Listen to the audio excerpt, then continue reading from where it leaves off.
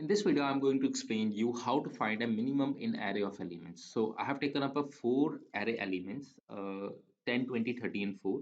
I have taken up a I variable and initialize it to 0 because I need a loop which will be running from 0 to third element. So I have taken a minimum variable that and its value is been set to array 0 elements. Minimum is having a current value of 10. I 0, it will be running till 3.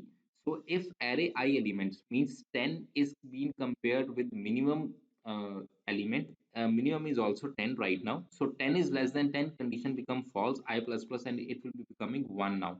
So one array I means 20, 20 is less than minimum, no, 30 is less than minimum, no. So 4 is less than minimum. So 4 value will be transferred to minimum, and again the 4 is not less than 4 condition will be false, and your minimum array will be printed in front of you. So this was a program of minimum to find minimum in array.